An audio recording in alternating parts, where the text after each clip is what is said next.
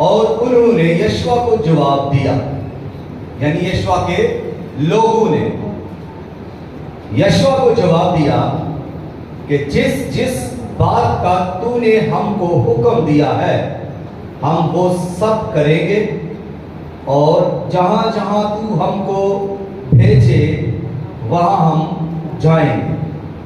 खुदावन के कलाम के सुने, समझे और कबूल किए जाने पर खुदावन की बरकत हो, खुदावन की शुक्रगुजारी हो। आमीन। आज थोड़ा सा तकाबिल करते हुए मूसा के लोगों का और यशवा के लोगों का मुकाबला करते हुए गुजरेंगे। तो अनवान है यशवा के लोग, यशवा के लोग, यशवा के लोग। मरकजी आयत जो हमने अभी पढ़ी, इसमें यशवा को जब खुदा बुलाता है, जब मुलाकात करता है यशवा से खुदा, और यशवा से खुदा जब बात करता है कि मेरा बंदा मूसा मर गया है, तो अब जिस तरह मैं मूसा के साथ था अब मैं तेरे साथ हूं, और जिस जिस जगह पर तेरे पांव का तलवा टिकेगा वो जगह मैं तुझे दे दूंगा, और उम्र भर कोई शख्स तेरे सामने खड़ा ना रह सकेगा। और उसको और हुक्म देते हुए शरीयत के मुतल्लक भी हुक्म दिया कि रात और दिन तुझे इसी का ध्यान हो, तू ना इससे दाएं मुड़ना ना बाएं मुड़ना, बल्कि दिन और रात तेरा ध्यान इसी पर हो, और फिर ये कि इतियात करके तू इस पर अमल करना, इतियात करके अमल करना, तब तू खूब इकबालमंद होगा और तू खूब कामयाब होगा। इस तरह से जब खुदा मूसा यशवा के साथ ये बातें कर चुका, ये वादे कर चुका, ये कलाम कर चुका, तो उसके साथ एक ये भी वादा किया कि जिस तरह मैं मूसा के साथ था वैसे ही तेरे साथ रहूंगा। अब जब ये बातें हो चुकी तो यशवा ने अपने लोगों को इकट्ठा किया, यशवा ने अपने लीडर्स को इकट्ठा किया और उनको बताया कि खुदा ने इस तरह से मेरे साथ बात की है और हमने अब इस सारे काम पर ध्यान करना है, अमल करना है। तो सब ने उसको जवाब क्या दिया? हाँ में, ना में किसी ने जवाब नहीं दिया। सब एग्री हो गए, सब मुत्तफिक उसके साथ हुए कि जो जो बातें तूने हमसे कही हैं वो हम करेंगे, और जो जहां जहां तू हमें भेजेगा हम जाएंगे, हम इनकार नहीं करेंगे, हम तेरे खिलाफ नहीं जाएंगे। जिस तरफ तू जाएगा हम उस तरफ तेरे साथ जाएंगे, जो तू कहेगा वही हम करेंगे, जहां तू हमें भेजेगा, जिस राह पर चलने के लिए तू कहेगा उस राह पर हम चलेंगे।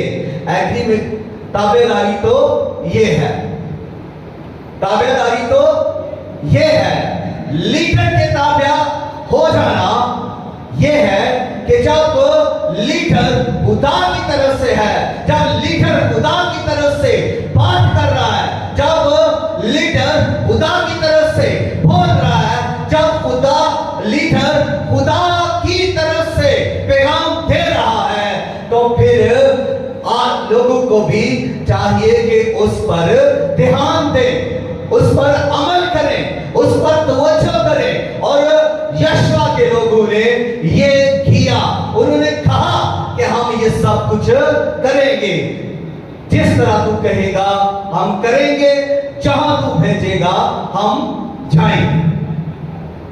वादा हो गया। तो यशवा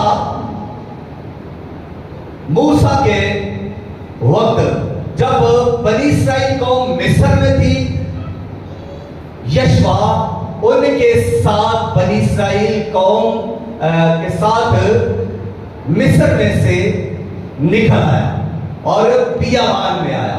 लोग मिस्री लोग वहां रह गए, इस्राएली लोग मिस्र से निकल आए, बियाबान के अंदर फिरते रहे। खुदा इनके साथ रहा, खुदा ने इनको हुक्म दिए, खुदा ने इनको शरीयत दी, खुदा इनके साथ बातें करता रहा, खुदा इनके लिए मौजज़े करता रहा, खुदा इनकी जरूरतों को पूरा करता रहा। तो उन्हीं में से यशवा भी एक शख्स है, और यशवा वो शख्स है जिसने जो पैदा तो मिस्र के अंदर हुआ, लेकिन वो मिस्र के अंदर मरा नहीं। वो पैदा तो गुलामी में हुआ, लेकिन गुलामी में मरा नहीं। वो मिस्र से निकल आया, वो बियाबान में भी नहीं मरा। वो मिस्र से निकलने वाले सब बियाबान के अंदर मर गए, लेकिन यशवा, कालेब और दीगर लोग जो इनके साथ वफादार लोग थे, वो इस मुल्क के अंदर जा सके। किस मुल्क के अंदर? वादा की हुई सरजमीन जो कनान है, जिसके लिए खुदा ने अब्राहम से वादा किया था कि ये मैं तेरी औलाद को मुल्क दूंगा। और खुदा इसलिए वहां से उनको मिस्र से निकाल रहा है कि उनको मुल्के किनान के अंदर ले जाए और अपने वादे को पूरा करे। उनकी रहनुमाई कौन कर रहा है? मूसा। अब मूसा के साथ जब ये सब निकल आए हैं, तो यहां पर इनको एक हुक्म दिया जाता है। मूसा के जरिया से कौम बनी इस्राएल को हुक्म दिया जाता है। आए मेरे साथ बाइबल मुकद्दस को खोलिएगा। खरूज 19वां बाब, खरूज 19वां बाब और उसकी 5वीं और 6वीं आयत जरा देखते हैं। यहां जिस तरह यशवा ने अपनी कौम के साथ खुदा की बातें की और वफादारी का अहद लिया, यहां पर भी खुदा बनी इस्राएल कौम से वफादारी का अहद ले रहा है। सो अब अगर तुम मेरी बात मानो और मेरे अहद पर चलो, तो सब कौमों में से तुम ही मेरी खास मलकियत ठहरोगे, क्योंकि सारी जमीन मेरी है और तुम मेरे लिए काहनों की एक ममलकत और एक मुकद्दस कौम होगे। इन्हीं बातों को तू बनी इस्राएल को सुना देना। 8वीं आयत मूसा ने जब ये बातें कर ली और सब लोगों ने मिलकर जवाब दिया कि जो कुछ खुदावंद ने फरमाया है वो सब हम करेंगे। और मूसा ने लोगों का जवाब खुदावंद को जाकर सुनाया। यहां पर भी खुदा मूसा के जरिया से लोग बनी इस्राएल कौम से बात करते हैं और उनको कह रहे हैं कि अगर तुम मेरी बातों पर, मेरे अहद के मुताबिक चलो, तो तुम ही सारी जमीन में मेरी मलकियत होगे। हालांकि सारी जमीन पर बहुत सारी उम्मतें, कौमें और कबीले और लोग हैं। खुदा सिर्फ इसी कौम को मुखातिब कर रहा है और इसी कौम को वो खासियत दे रहा है और अपनी मलकियत बना रहा है, लेकिन वादे के साथ। जो कोई फरमाबरदारी करे, जो कोई मेरे हुक्मों को माने,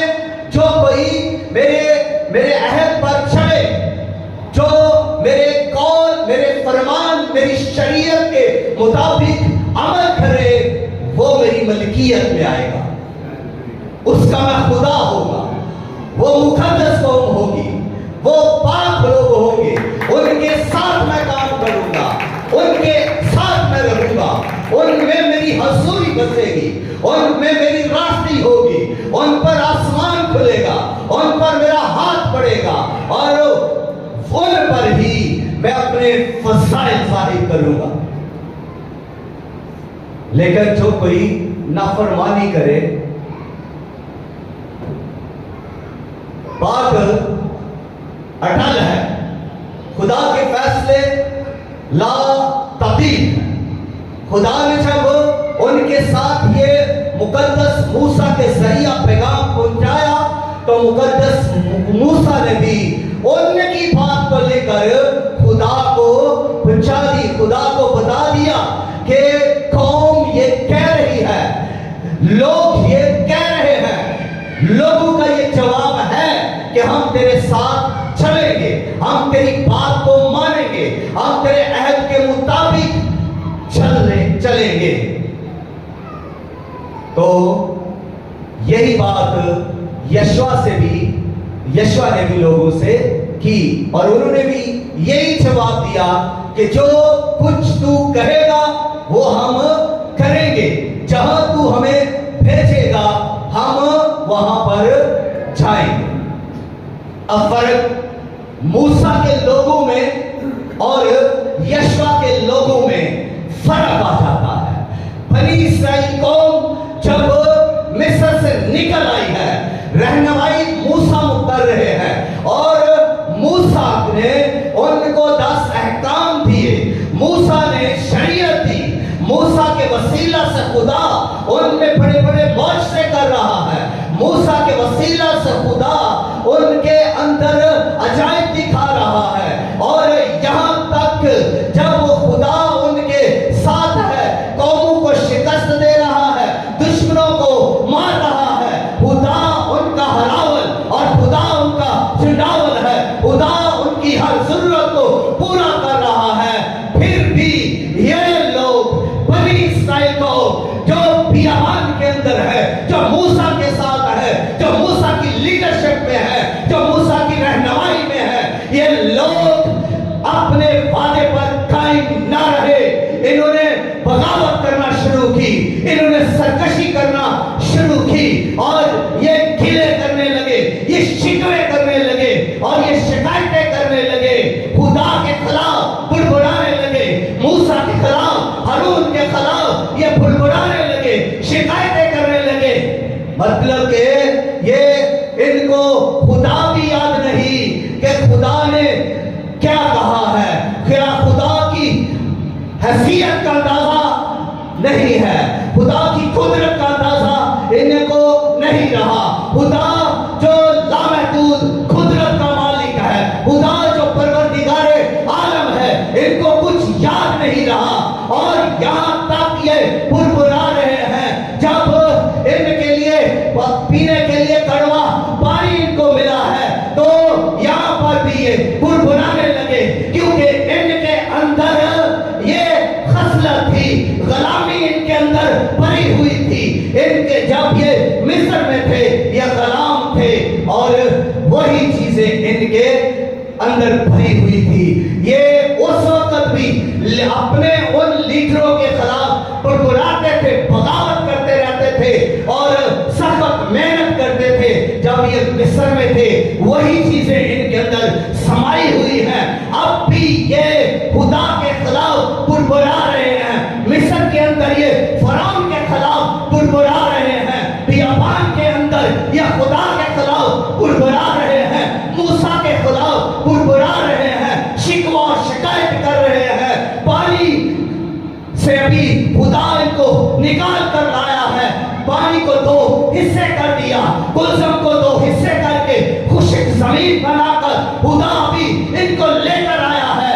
तो ये लोग ईमान न लाए, ये नाफरमान हो गए, ये इन्होंने कलाम पर ध्यान न किया, इन्होंने खुदा की कुदरत को न जाना कि वो खुदा जो पानी को 2 हिस्सों में कर सकता है, वो खुदा हमें ये यहाँ पानी भी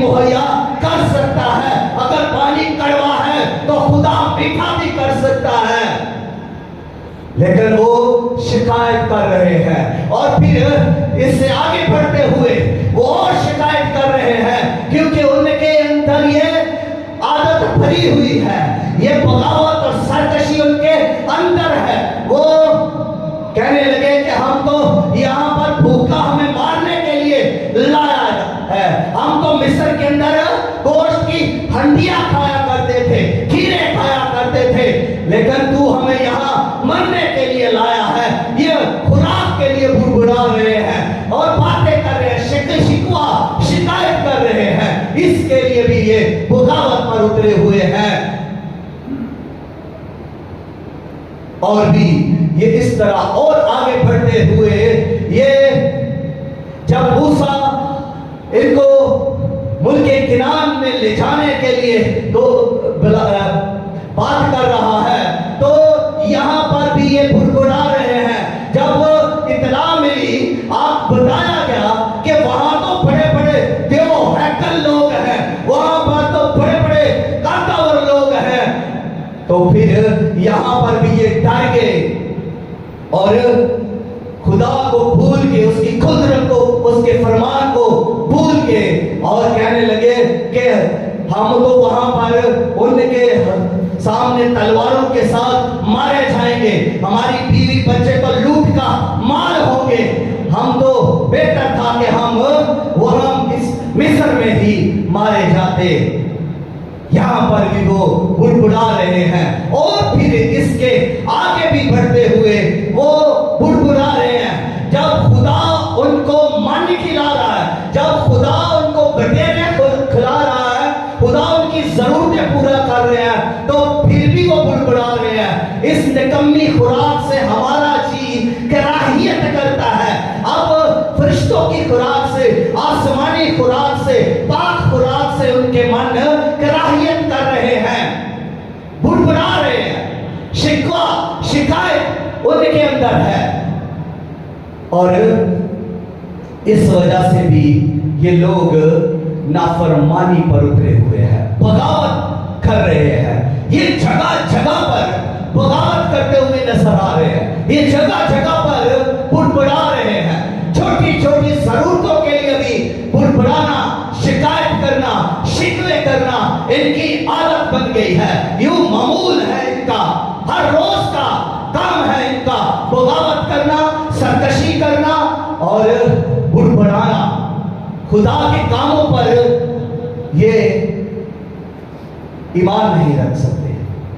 तो ये लोग जो मूसा के साथ हैं, अपनी इसी नाफरमानी के सबब से बियाबान के अंदर मारे थे। उनमें से कोई भी मुल्के किनार में दाखिल ना हो सका, सब वहां पर मारे थे, सब के सब। और जब हम, हालांकि इन्होंने 10 हुक्म को भी देखा, इन्होंने 10 हुक्म को जब प्रीच किया जा रहा है, ये सुनते रहे हैं। शरीयत की किताब को जब मिली हुई है, तो शरीयत को भी ये बार बार सुन रहे हैं, खुदा के बारे में, ये उसके बड़े बड़े कामों के बारे में सुन रहे हैं, फिर भी बगावत कर रहे हैं। तो इसलिए खुदा ने इनको कहा कि ये सरकश और हुज्जती कौम है। इसलिए खुदा ने कहा कि ये सब बियाबान के अंदर ही मारे जाएंगे, इनमें से कोई भी वादा की हुई सरजमीन में दाखिल नहीं हो सकेगा। तो दूसरी तरफ अगर हम इनके लोगों के अलावा लीडर्स को भी देखें, अगर से कौम के अंदर गुनाह है, लोगों के अंदर गुनाह है, लोगों के अंदर बगावत है, तो लीडर्स जो इनके हैं, जो मूसा के साथ काम कर रहे हैं, लीडर, मैं उनकी बात करने लगा हूं। वो जो सरदार हैं, जो चुने हुए हैं, जो किसी मनसब पर है, ओहदे पर है, अब वो लोग भी तो बगावत से भरे हुए हैं। उनमें सरे फरिश्त हम देखते हैं कि कोरे, दातन और अबीराम, ये भी मूसा के खिलाफ उठ खड़े हुए। बगावत शुरू की और मूसा के खिलाफ जब ये उठ खड़े हुए तो इसका अंजाम ये हुआ, खुदा ने मुदाखलत की, खुदा ने जमीन को खोल दिया और ये सारे अपने खानदानों समेत उस जमीन के अंदर घुस चले गए, यानी जमीन ने इन्हें निगल लिया। बच्चों समेत जमीन के अंदर चले गए, बीवियों समेत जमीन के अंदर चले गए और ऊपर से जमीन फिर बंद हो गई। ऐसे ही जैसे जब मिस्र के अंदर निकल रहे थे तो दरियाए कुलसम जब वो पार कर रहे हैं, खुदा ने जब उसको दो हिस्से किया तो रास्ता बना और उसके बाद फिर पानी वैसे का वैसा चलना शुरू हो गया। वैसे ही जमीन फटी और ये अपने खानदानों समेत उस जमीन के अंदर चले गए और ऊपर से फिर जमीन बंद हो गई। तो इनके साथ 250 लोग और थे और वो 250 भी बगावत कर रहे थे, इनका साथ दे रहे थे, इन लीडर्स का। तो इनके लिए भी अजाब ये हुआ कि खुदा की आग ने इन्हें भस्म कर दिया। ये आग में जलकर मर गए 250 लोग। इस अब कोरे के बारे में थोड़ा सा बताऊं कि ये कोरे है कौन? ये मूसा का चचाजाद भाई है, लीडर है, लावी खानदान से है और इसके चचाजाद इसका चचाजाद भाई है। कोरे के बाप का नाम है अज़हार। अज़हार जो है वो अमराम का भाई है और अमराम जो है वो मूसा का बाप है। इसलिए कोरे और मूसा आपस में कजन है, यानी चचाजाद भाई है और भाई के खिलाफ बगावत कर रहा है, लीडर के खिलाफ बगावत कर रहा है। दातन को इसने साथ मिला लिया, अबीराम को इसने साथ मिला लिया और 250 लोगों को साथ मिलाकर मूसा के खिलाफ चढ़ा है। मूसा के बड़े चर्चे हो गए हैं, मूसा आगे बढ़ रहा है, मूसा लीडिंग कर रहा है। हमें इसकी जगह पर होना चाहिए था। आज भी लोग ऐसी सोच लेकर आते हैं, हमें इसकी जगह, इस पास्टर की जगह पर होना चाहिए था। आज भी लीडर्स के अंदर ऐसी सरकशी और बगावत और नाफरमानी है। वो अपने आप को ऊपर लेकर तो आना चाहते हैं लेकिन खुदा की मर्जी नहीं जानते। खुदा उनके साथ है या नहीं, देखना यह है कि किस लीडर के साथ खुदा है, किस लीडर के साथ खुदा काम कर रहा है, किस लीडर की रहनुमाई में खुदा मौजज़े कर रहा है और किस लीडर की रहनुमाई में खुदा बरकत दे रहा है। हर किसी का काम नहीं है कि इसको हटा दो, उसको इसकी जगह पर खड़ा कर दो, इसको बिठा दो इसकी जगह पर, इसको ले आओ। ऐसा नहीं हो सकता। ऐसा करने वालों के खिलाफ खुदा का हाथ उठता है, खुदा मुदाखलत करता है, खुदा अपनी कुदरत को जाहिर करता है और खुदा ने जमीन का मुंह खोला और उनको उनके खानदान के साथ उसके अंदर भस्म कर दिया, जमीन के अंदर डाल दिया और 250 को भी आग में भस्म कर दिया।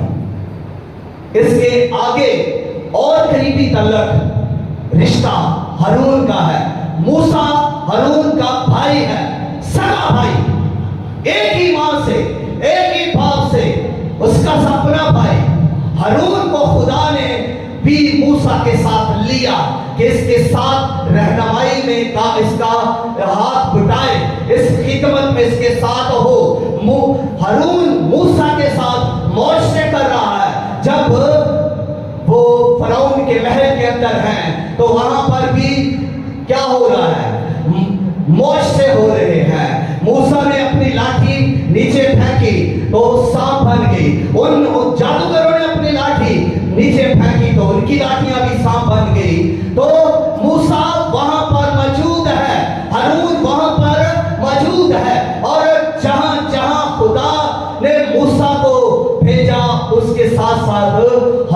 को भी रहनुमाई के लिए भेजा। अब इतना अहम काम खुदा ने इसके भाई हारून को दिया, सरदार काहिन बना दिया।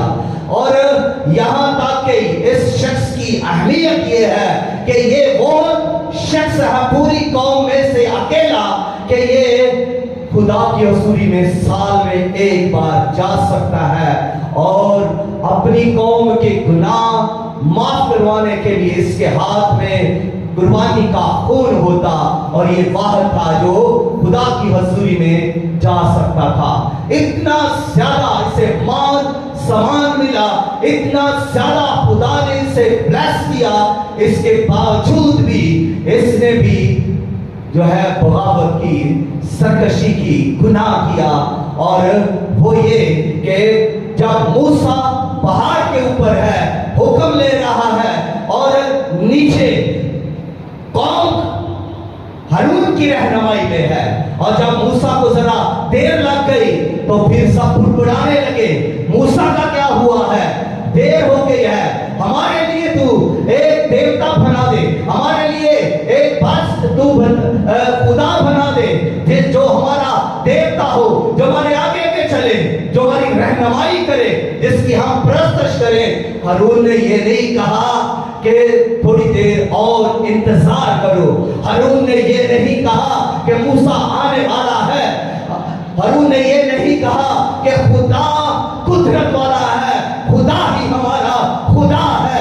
यशवा ने ये कहा कि अब रही मेरी और मेरे घराने की बात, हम तो खुदावंद ही की परस्तिश करेंगे। लेकिन हारून ने ये ना कहा, हारून ने कहा अच्छा मूसा को देर हो गई है, अच्छा तुम्हें खुदा चाहिए, तुम्हें देवता चाहिए, अपना सोना लाओ, अपनी बालियां लाओ। सब कौम ने अपना सोना दिया और उसने आग में डालकर उसका बछड़ा बना दिया और उनको कहा ये तुम्हारा, अब ये तुम्हारा देवता है, ये इसकी तुम परस्तिश करो, ये तुम्हारा देवता है, इसकी तुम परस्तिश करो।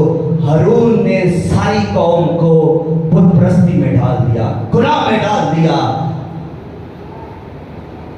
लीडर कई बार अपने आप को आगे करने की वजह से कौम को खतरे में डाल देते हैं।